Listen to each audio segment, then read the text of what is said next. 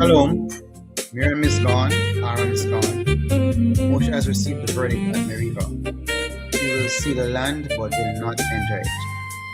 The next generation is passing from the stage. And Numbers 21 opens with something that has not happened in 40 years of Bamidbar.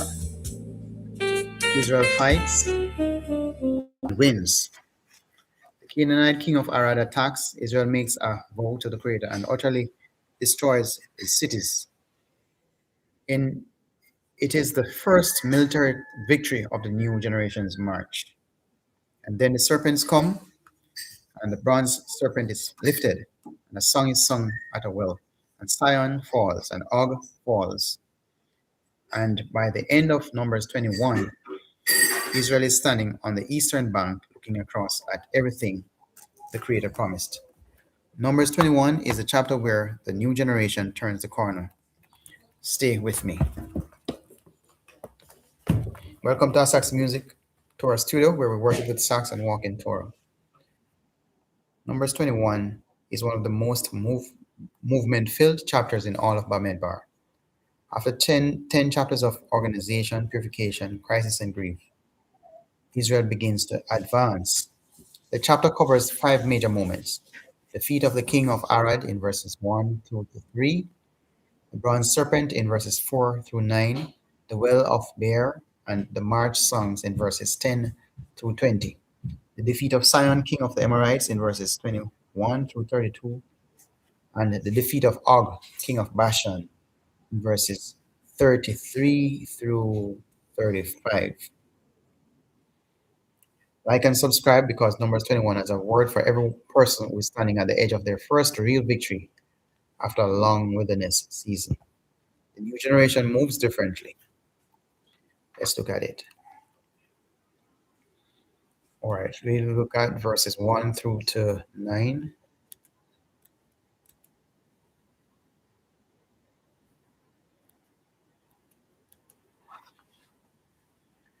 Open with me. Numbers chapter 21, verse 1. The Canaanite king of Arad hears that Israel is coming by the way of the spies, the same road the 12 scouts traveled in Numbers 13. He attacks and takes some prisoners.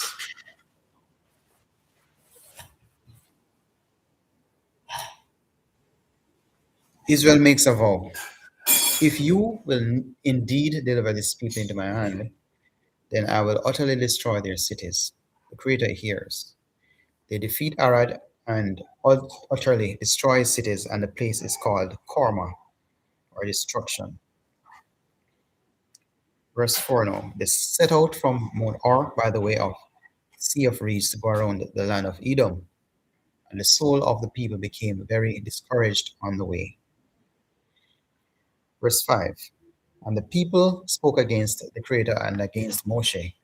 Why have you brought us out of Egypt to die in the wilderness? For there is no food and no water, and our soul loathes this miserable food. The same complaint.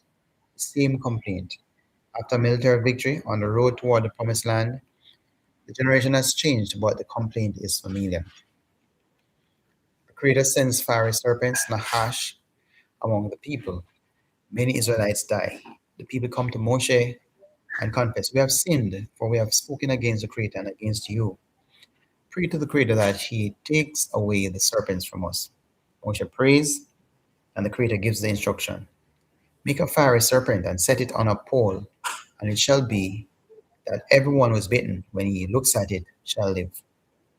So Moshe makes a Nahash, a bronze serpent, and sets it on a pole, and it is so. If a serpent bit any man, when he looked at the bronze serpent, he lived. So we see Israel complaining after experiencing victory. The timing of the complaint in Numbers 21 is the first thing to observe. Israel has just won their first military engagement, the defeat of Arad. The new generation has its first victory in hand. In the same chapter, the soul of the people becomes discouraged, and they speak against the Creator and against Moshe. The complaint is now not new in content. No food, no water. but the timing reveals something. The complaint that most threatens the march is not the one in the depths of the wilderness. It is the one that comes just after the first breakthrough. The Creator's response is not to remove the difficulty immediately. The serpents come first. The bite precedes the healing, and the healing requires an act of deliberate, intentional looking, not a passive remedy, but an active choice. The beaten Israelite had to turn and look at the bronze serpent on the pole. The one who refused to look, who preferred to nurse the wound without engaging that remedy, did not live. The healing was available, the response was required. What complaint is rising in your closest to you to your breakthrough? What complaint is rising in you closest to your breakthrough? After our first win, when the road grows hard again and the soul grows impatient, that is the moment most vulnerable to the serpent's bite. The Creator's remedy is not removal of difficulty. It is the lifted pole and the deliberate act of looking toward it. Numbers 21 says, "Look up, not away from the wound toward the enemy." Israel won the first battle, then complained within the same chapter. Serpents came. The healing required looking up, deliberately, intentionally, at the bronze serpent on the pole. Numbers 21 says, "The complaint that most threatens your march is the one closest to your breakthrough. So just look up." Let's look at verses 10 through to 20. Now, one of the most poetic passages in all of Bamidbar, verses 10 through to 20. Israel moves from station to station, the other side of the Arnon, Behir, and the itinerary is detailed. Ovot, Ahavarim, the valley of Zered. The new generation is covering ground quickly, methodically, with purpose. And then at Beer, verse 16, that is the well of which the Creator said to Moshe, "Gather the people, and I will give them water." Not a miracle from a struck rock, not water from complaint. The Creator says, "Gather the people, and I will give them water." And Israel responds not with complaint, but with song. The Be'er song in verse 17, one of the oldest poems in all of Torah. "Spring up, O well, sing it to the well the princes dug, which the nobles of the people delved with a scepter and with their staffs." Then verses 18 through 20, the march continues station by station, from the wilderness to Matana, from Matana to Nakaliel, from Nakaliel to Bamoth, from Bamoth to the valley in the country of Moab, to the top of Pisgah that overlooks the wasteland. The contrast between the complaint at the water in Numbers 21 and the song at the well in Numbers 21:17 is one of the most intentionally structural moments in Bamidbar. The same people discouraged about water a few verses earlier are now singing over a well. The difference is not just mood, the difference is orientation. At the complaint stations, Israel faced the lack. At Beer, Israel faced the provision and sang into it. The Beer song is not a celebration sung after the water has been drunk. It is sung at the moment the well is opened, the scepter and the staff digging together, the princes and the nobles working, and the people singing the water up. The song is an act of participation in the miracle. The singing and the provision are simultaneous. Spring up. It is a command spoken into the well, not a description of water that has already risen. There is a praise that happens after the provision is fully secured, after the water is stored, after the crisis is definitely over. And there is a rarer kind of praise that happens at the moment the well begins to open, before the water is fully flowing, while the princes and nobles are still digging. The Bear song is the second kind. Is there a well opening in your life right now that is still being dug? And are you singing into it or waiting until it is full before you give thanks? Israel sang at Beer while the princes were still digging, not after the water was stored, while it was opening. Spring up, O well. Numbers 21 says there's a praise that participates in the provision before it is complete. Sing into the well that is still being dug. Verse 21. So we have the same request, a different season. Now the military advances begins in earnest. The message to Sion is nearly word for word the same message sent to Edom in Numbers 20. Let me pass through your land. We will stay on King's Highway. We will not take your fields on your or your water. But unlike the confrontation with Edom, this time the Creator does not tell Israel to turn away. Sion refuses and comes out against Israel with all his people to fight at Yahaz. And Israel defeats him with the edge of the sword and takes possession of his land from the Arnon to the Yabok as far as the Ammonites. In verses 27 through to 30, preserve an ancient Torah song already circulating in the ancient Near East that Israel quotes as part of the record of Sihon's own conquest, and then Israel took all of this. Thus Israel dwelt in the land of the Amorites. So it's the same request in a different season. The parallel between the Edom confrontation in Numbers 20 and Sichon confrontation in Numbers 21 is exact and intentional. Same language, same request, same offer to stay on the road. Edom, Esau's descendants, a brother nation, said no with a sword, and Israel turned away. Sihon, a Canaanite king, said no with an army, and Israel destroyed him. The same request means two completely different outcomes. Not because the request changed, but because the season and the assignment changed. In Numbers 20, the Creator does not tell Israel to fight Edom. The silence is itself an instruction. In Numbers 21, when Sihon comes out against Israel, there is no retreat. There is war and total victory.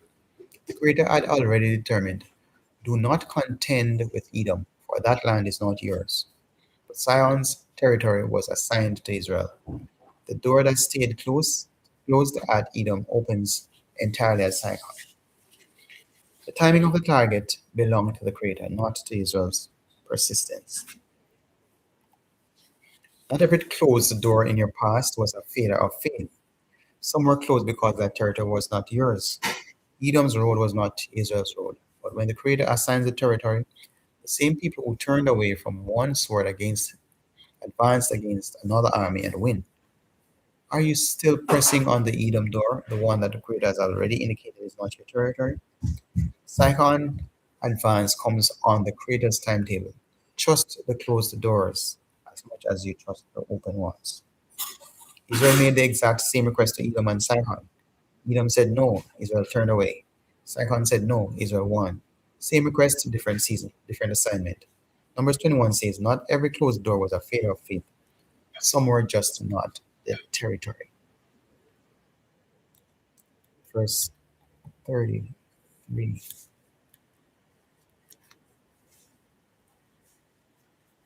Now the final movement of Numbers 21, defeat of Og, king of Bashan.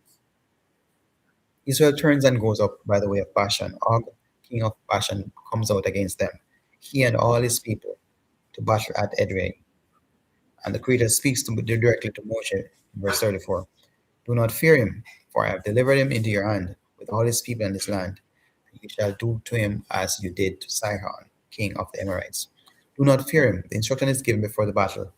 The victory is spoken before the engagement. Moshe does not need to assess the odds or calculate the risks. The Creator's word precedes the fight. Verse 35. They defeated Og, his sons, and all his people, until there was no survival left. And they possessed his land. 2 kings, 2 victories back to back. The new generation does not hesitate. They advance, they fight, and they possess.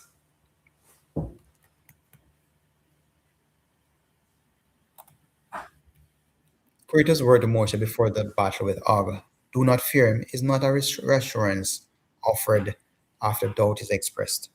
Moshe does not come to the Creator and say, I'm afraid of Og. The Creator volunteers a word before any fear is voiced. He speaks the outcome before the engagement begins. I have delivered him, past tense, future event. The battle has not been fought. The Creator speaks as though it is already done. Og of Bashan carries a legendary reputation. The Torah later records that his bed was 9 cubits long. His physical dominance was known throughout the region. The Creator does not minimize Og's size or pretend that the challenge is small. He simply says, "Do not fear him. I have delivered him." The size of the opponent does not change the word. The word battle before the battle is sufficient regardless of what the opponent looks like. The Creator rarely speaks "do not fear" over ordinary things. He speaks it over the things that would otherwise produce fear, the Og-sized challenges, the ones with legendary reputations, the opponents that make experienced leaders pause. If the Creator is speaking "do not fear" over something in your life right now, that is not a generic encouragement. It is a specific word about a specific battle. Receive it before the engagement. The battle follows the word, not the other way around.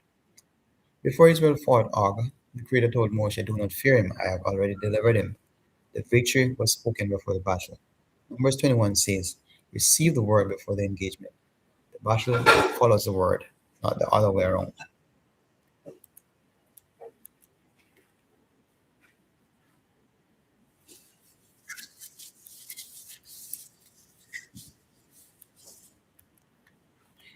Numbers 21 is a chapter where Bamidbar turns. The grief of chapter 20 gives way to the advance of chapter 21. Four things this chapter gives you: the complaint that comes after the march, after the victory.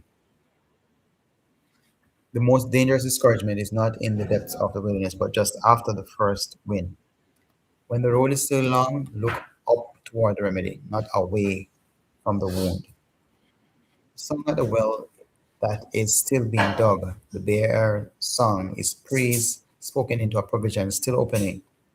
Sing into the well before it is full. Participate in the miracle with your voice. The closed door that was not your territory. Edom's road was closed, and that was right. Simon's territory was assigned. The same faith that turned away from one door advanced through another and won. Trust the closed doors as much as the open ones. The word before the battle, before Og, the Creator told Moshe the outcome before the engagement. Past tense, future event. Receive the word. The battle follows. The question Numbers 21 leaves with you. Where are you at the complaint station? At the well, at the Edom door, or at the Og assignment? And what is the Creator saying to you in the exact place? Thank you for walking through Numbers 21 with me. Like, share, and subscribe, and do not miss Numbers 22. Balak is afraid, Balak is hard, and a donkey sees what the prophet cannot. Let's go through this sax meditation.